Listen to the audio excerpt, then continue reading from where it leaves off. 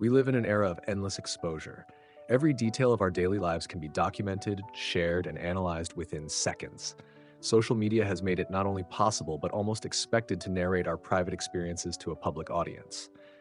A new job, a failed relationship, a fitness journey, a minor inconvenience at the grocery store, everything becomes content. But beneath this culture of disclosure lies a hidden trap. The more we share, the less we grow. The more we narrate, the less we embody. The more we speak of our struggles, the more they become part of us, etched into our identity like scars we keep scratching until they never heal. The Stoics, thinkers like Marcus Aurelius, Epictetus, and Seneca, warned against such excess centuries ago. They taught that silence is not a void, but a vessel. Silence is not weakness, but strategy. To the Stoic mind, speaking is an act of discipline. You use words to clarify, not to indulge. You use language to build, not to bleed. This script will explore why oversharing can sabotage growth, why true transformation thrives in silence, and how adopting a Stoic approach to speech can cultivate power, clarity, and resilience. But more importantly, it will integrate my own reflections, observations, and personal commentary, because philosophy is not about memorizing lessons. It's about applying them to the real messiness of life. Chapter 1: The Trap of Oversharing. When expression becomes identity. We often assume that sharing our struggles is therapeutic. When we tell a friend that we're going through a tough time, or when we post online about the difficulties we face, it feels like release. The burden seems lighter when spoken aloud. But here's the paradox. The more you repeat the story of your suffering, the more it defines you. Think of it like scratching a wound. Initially, it's a response to discomfort. Over time, it becomes a habit, and eventually, the wound scars, leaving a permanent mark. Emotional pain works in the same way. Retelling our hardships cements them into our identity. From my perspective, oversharing is a subtle form of self-sabotage. It's not that expressing emotions is inherently wrong. Sometimes it's necessary. The danger comes when expression becomes repetition, and repetition becomes identity. I've met people who cannot stop revisiting the same painful chapter of their lives. A failed marriage, a betrayal, a missed opportunity. They carry it like a badge, mentioning it at every turn.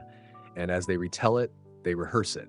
Their minds stop seeing it as an event of the past and start treating it as the essence of who they are. The Stoics would remind us, you are not your pain. You are not your past. You are the judgments you choose in this moment. If your words continually affirm victimhood, you become fluent in victimhood. You practice helplessness without realizing it. This is why silence matters. Silence interrupts the cycle of retelling. It creates space for reflection rather than narration. Healing, as I see it, begins not when you broadcast your pain, but when you learn to sit with it quietly, allowing the wound to close without constantly reopening it. Chapter 2: Silence as Strategy, Not Suppression. Critics often misunderstand Stoic silence as repression. They think the Stoics advised bottling up emotions, burying feelings, and pretending to be unaffected. That interpretation is both shallow and wrong. Stoicism is not about denying emotions, it's about mastering them. To remain silent about pain is not to deny it exists. It is to refuse to feed it with unnecessary words. It is to stop making pain the center of your personality.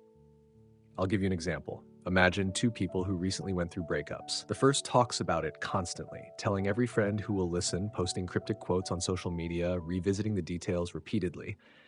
The second chooses silence. They reflect privately, write in a journal, and share only with one trusted confidant. Which of the two will heal faster? In my observation, it's almost always the second. Not because they are repressing, but because they are redirecting. Silence is not weakness, it's strategy. In silence, emotions lose their performative edge. They stop being a script delivered to an audience and become raw data to be processed internally. And in that internal processing lies growth. When I think of Stoic silence, I think of it like sharpening a blade. Every word not spoken is energy conserved, clarity preserved. When you finally choose to speak, your words cut with precision rather than spilling like blunt force. That is the power of restraint. Chapter 3: Growth away from the spotlight. We live in a performative age. Progress is often less about making change and more about being seen making change. Someone begins exercising, and instead of quietly committing to the process, they broadcast day one online. Someone reads a book on mindfulness, and instead of internalizing it, they post highlights on Instagram for validation. But here's the truth. Transformation doesn't need an audience. In fact, the audience often dilutes it. Growth that seeks applause is fragile. Growth that needs to be witnessed to feel real is not growth. It's performance. I once worked with someone who embodied the opposite of this performative culture.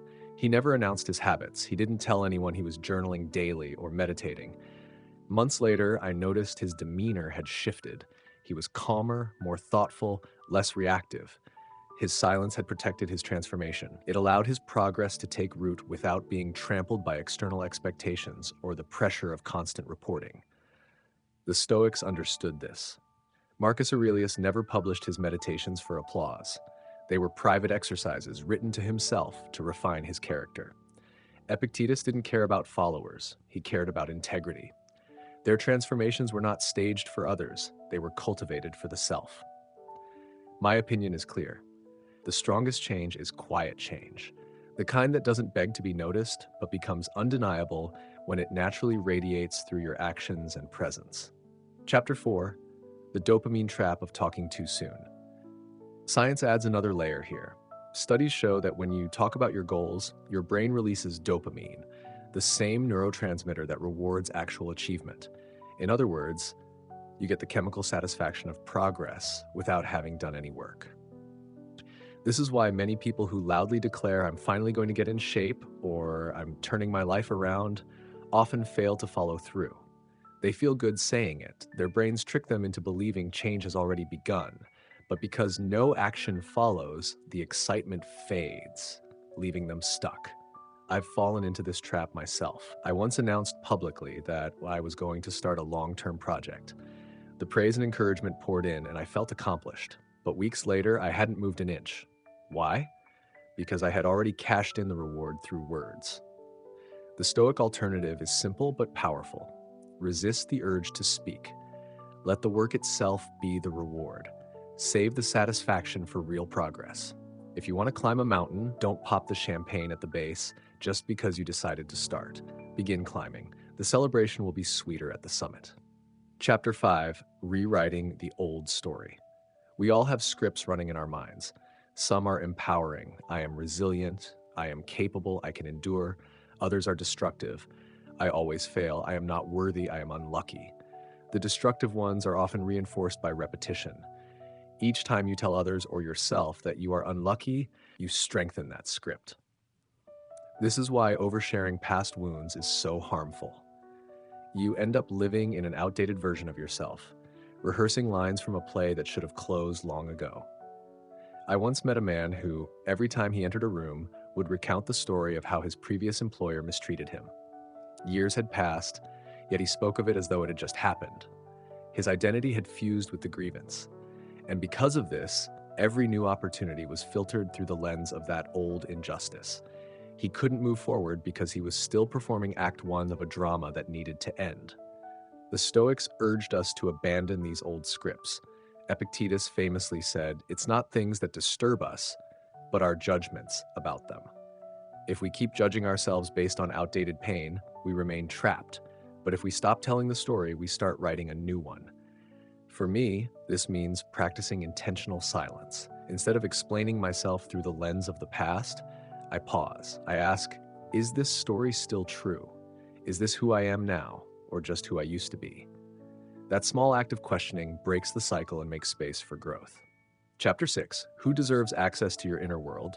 Not everyone deserves to know your inner struggles. Oversharing is not only about self-sabotage, it's also about misplaced trust. We've all had moments when we shared something vulnerable, only to be met with indifference, misunderstanding, or even mockery.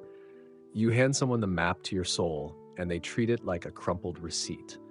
Such experiences teach us an important Stoic lesson. Guard your energy. Sharing should be intentional, not automatic.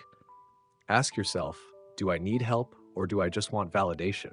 Is this person capable of holding what I'm sharing, or am I giving pearls to someone who won't value them? I once saw a colleague go through this. He came out of therapy feeling proud of a breakthrough and shared it casually with coworkers. Their reactions, jokes, blank stares, half interest, left him more isolated than before. The lesson was painful but clear. Not everyone can comprehend your path, and that's okay. Silence in this case becomes protection, not suppression, not fear, just wise discernment. Chapter 7: Integrity over Applause. One of the most profound questions you can ask yourself is this: if no one ever praised me for changing, would I still do it? This question slices through ego. It reveals whether your growth is genuine or performative. If your progress depends on applause, it's fragile. If your discipline survives in silence, it's real. There's something sacred about doing the right thing when no one is watching. It shows integrity. It proves that your actions are rooted in principle, not performance. I think of Marcus Aurelius here. He never published his meditations. They were for him, not for recognition. His growth was private, unseen, uncelebrated. And yet, centuries later, those private writings inspire millions. True change doesn't need an audience, but when it's real, its impact eventually becomes undeniable. Chapter 8: The Social Currency of Silence. We live in an economy where attention is the new gold. Social media thrives on oversharing. Platforms are designed to encourage people to publicize even the most private aspects of their lives. Whether it's posting about breakups, daily frustrations, or self-improvement journeys, everything becomes a form of currency: likes, comments, and shares. Yet, here's the paradox. The more you share, the less value each piece of information has. Silence in this context becomes a rare commodity. When you rarely speak, your words carry more weight. When you rarely reveal, your presence carries more mystery. That mystery is not manipulation, it is self-respect. The Stoics understood this long before algorithms existed. They knew that when you speak sparingly, you force your words to carry significance. Marcus Aurelius himself wrote journals not meant for public display. He never once tweeted his progress, but his words outlived centuries because they were private reflections forged in silence, not performance. Personal insight. I believe silence functions almost like financial investment.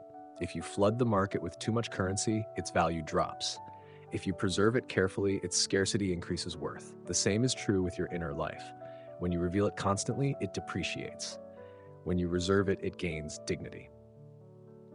Chapter 9: Building Emotional Fortresses. Another dimension of silence lies in protection. Oversharing leaves you vulnerable not just emotionally, but strategically. When you speak too much about your goals or challenges, you open doors for criticism, sabotage, or misunderstanding. Some people, intentionally or not, feed on your doubt. Epictetus warned us, if you want to improve, be content to be thought foolish and stupid. That statement has hidden wisdom. Sometimes the best way to protect your growth is to let others underestimate you in silence. Do not rush to correct their assumptions. Do not rush to broadcast your private wars. Your work will reveal the truth when the time is right. I once mentored a young professional who was constantly telling colleagues about his next promotion, his next big project, his vision for leadership. Each time he shared, he gave people ammunition. Some rolled their eyes, others quietly rooted against him. By the time opportunities came, he had diluted his credibility. Compare this with another colleague who never announced anything but consistently delivered results. When a leadership role opened, no one was surprised she was chosen. Her silence had become her fortress. Silence doesn't mean secrecy, it means strategic self-preservation. Chapter 10: The Discipline of Withholding. Let's be honest, withholding feels unnatural. We want to express. We want to share the victories and the struggles alike. Our culture teaches us that communication equals connection, that openness equals authenticity. But Stoicism flips the script. Authenticity doesn't mean narrating everything. Authenticity means aligning your inner world with your outer behavior. Sometimes the most authentic thing you can do is to not speak, because words would cheapen the reality. The discipline of withholding is like fasting. Just as your body strengthens by going without food for certain periods, your character strengthens by going without words. You realize you don't need to express everything. You gain power by restraint. My stance: restraint is underrated. In an age of abundance, whether food, information, or talk, true discipline lies in the art of less. Withholding is not repression, it is selective expression. Chapter 11: The sound of actions. The Stoics always emphasize deeds over declarations. Seneca said, "Works, not words, are proof of virtue." Words may create impressions, but actions create legacies. Think of the quiet worker in any organization. They don't announce their every task, but when the project deadline arrives, their contribution shines. Contrast that with the loud colleague who announces every step but delivers little. Over time, credibility shifts toward the quiet one. In personal life, too, actions echo louder. You don't need to tell your friends you've become more disciplined. They'll notice when you show up on time, when you keep commitments, when you no longer indulge in destructive habits. You don't need to declare that you've matured. They'll sense it in the calmness of your responses. Actions are silent speakers, and unlike words, they can't be faked for long. Chapter 12, Silence as Rebellion. In many ways, choosing silence is an act of rebellion against modern culture. Society demands that you explain, justify, share, and advertise yourself. From resumes to social media bios, we're trained to present a narrative. But rebellion lies in rejecting the need to constantly narrate. It's saying, I am not an advertisement. I am a human being. My life is not a product for display. This doesn't mean rejecting connection altogether. It means redefining connection, moving from shallow exposure to deep, meaningful relationships. It means refusing to treat your personal struggles as content. My perspective, silence, in this sense, is political. It's a rejection of the commodification of the self. To withhold is to resist. To resist is to preserve dignity. Chapter 13, Learning When to Speak. Of course, Stoicism never meant absolute silence. Words are necessary tools. The question is, when? You must speak when silence becomes cowardice, when your voice can protect justice, when your words can shield the vulnerable. Marcus Aurelius himself gave speeches to lead Rome. Epictetus taught students using words. But notice the difference. Their words were purposeful, not compulsive. They spoke with reason, not with impulse. They measured their speech as carefully as a sculptor chips marble. The rule is simple. If your words do not serve truth, healing, or necessity, let silence hold the space. Chapter 14, Relationships and Silence. One objection arises, won't silence harm relationships? Doesn't openness build intimacy? The key is balance. Oversharing is not intimacy, it's emotional dumping. True intimacy thrives on selective sharing, choosing the right time, the right person, the right depth. Not every friend deserves your darkest fears. Not every colleague deserves your inner goals. Silence, wisely practiced, actually strengthens relationships. It makes your words more meaningful when you do share. It protects your dignity. It avoids burdening others with narratives they cannot carry. Personal note that in friendships, silence often invites others to speak. It creates space. Rather than monopolizing the stage with your story, you let others reveal theirs. That, paradoxically, creates deeper connection than constant narration. Chapter 15, The Invisible Transformation. Perhaps the greatest reward of silence is that it allows you to grow invisibly. Invisible growth is real growth. Think of a tree. Its most crucial growth happens underground, in silence, as roots deepen unseen. By the time leaves flourish, the foundation has already been secured in darkness. Human transformation works the same way. The silent hours of discipline, the unannounced sacrifices, the unnoticed changes